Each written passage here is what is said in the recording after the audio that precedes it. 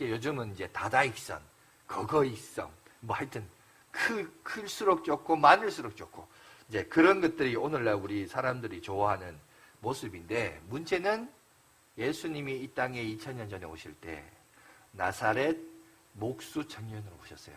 나사렛 시골 촌뜨기 출신이었고 직업은 목수의 아들이었습니다. 예수님은 어떻게 보면 마치 겨자씨처럼 작은 모습으로 그 사역을 시작하셨고 그 일들을 출발하셨던 모습을 보게 됩니다. 그래서 많은 사람들로부터 그 당시 외면당하셨고 무시당하셨죠. 하나님의 말씀과 교훈과 천국에 대해서 메시지를 전달했을 때 사실은 뭐 12명의 제자, 120명의 문도, 뭐 500여 명의 형제들이 예수를 믿고 했다 하지만 그때 당시 여러분 전체적인 인구 비율에 비하면 얼마나 많은 사람들이 예수께 대한 소문을 듣고 이적과 기사와 신기한 거 구경하려고 왔지만 정작 예수를 예수로 만남과 체험과 경험하지 못한 채 지나갔던, 그래서 예수를 믿었던 사람은 극히 소수에 불과했다.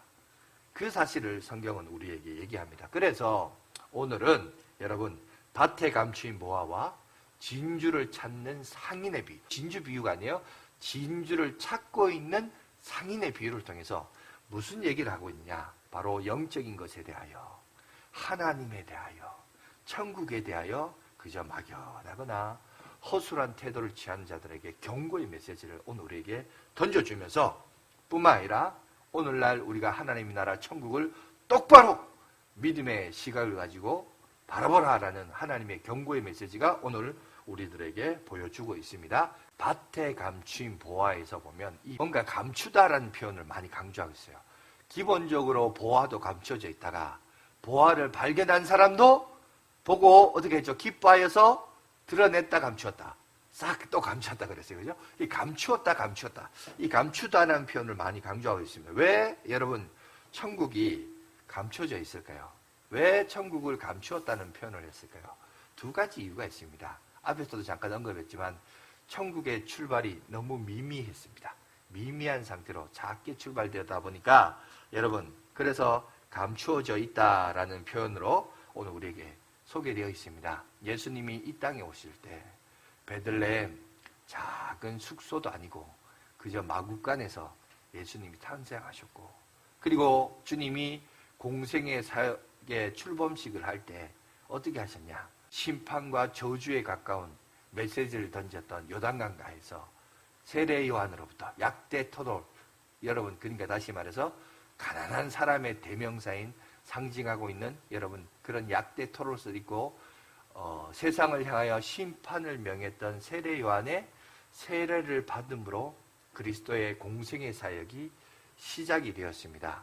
다시 말해서 출범식을 시작하게 되었던 거죠. 그러니까 어떻게 보면 가장 초라하고 미미하고 작고 소외되고 사람들과 기대하고는 다르게 다다익선도 아니고 거거익선도 아니었어요.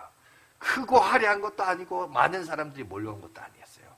그저 소소하게 아무도 잘 몰랐던, 여러분 이 복음서도 기록할 때 복음서를 나중에 기록했던 여러분 제자들이 이것을 자료를 모아서 썼을 뿐이지 그 당시로 들어가 보면 그 누구도, 그 어떤 누구도, 심지어 예수님의 부모님도, 그저 육신의 부모들도 그리스도의 공식적인 출범식에 와서 환영하거나 기뻐하거나 좋아한 적 없고 그냥 예수님이 요단강가에 가서 세례 요한에게 세례를 받음으로 그렇게 그리스도의 천국의 시작을 오늘 우리에게 알려주셨다는 겁니다.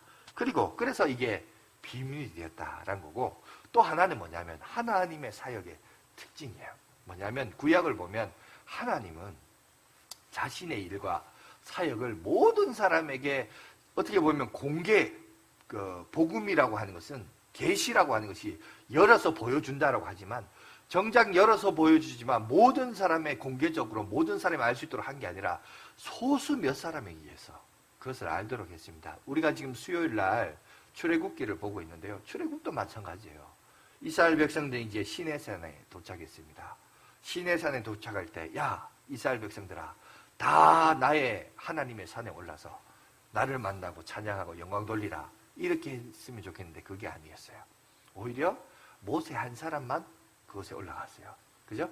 올라가서 말씀을 듣고 하나님의 뜻이 무엇인지를 알고 이스라엘 민족이 약속의 땅에 들어가서 살 때 하나님의 백성이 하나님의 백성다운 삶의 조항과 가르침과 여러분 라이프 스타일들을 법률로 제정해서 듣고 내려온 사람은 딱 한 사람, 모세 한 사람이었어요.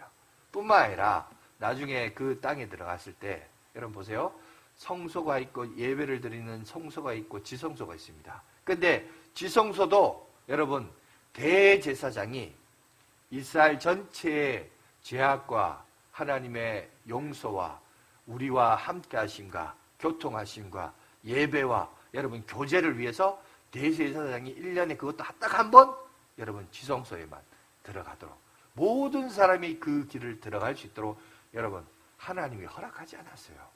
이렇듯이 하나님이 하시는 사역들은 공개되어 있으나 숨겨져 있다. 공개되어 있으면서도 계시로서 열어서 보여주고 있으나 모든 사람들이 다 아는 것은 아니다. 오늘 그리스도의 사역도 마찬가지입니다. 미미하게 시작되었고 비밀로서 출발되어 있지만 그러나 여러분 오늘 방금 우리가 믿음으로 말미암아 살리라 라고 말했듯이 예수 그리스도를 믿는 자에게는 이 천국 비밀이 활짝 열려져 있지만 믿지 아니한 사람 그저 뜬 소문만 듣고 뭐 예수가 뭐 신기한 거 하더라 그 구경하러 가자 단순히 뭐 배고픈데 뭐 밥 먹는 거 주더라 이래 가는 사람들은요 몰라요. 하나님이 예수님께서 비밀로 숨겨주셨고 오늘 비유도 보세요. 그죠? 비유로는 무리들에게 알려주셨으나 그 비유에 대한 해석은 제자들에게만 오늘 이렇게 알려주시는 그 모습을 보면서 아 이게 무엇보다도 숨겨져 있고 감추어져 있다라는 얘기를 오늘 우리에게 얘기하고 있습니다.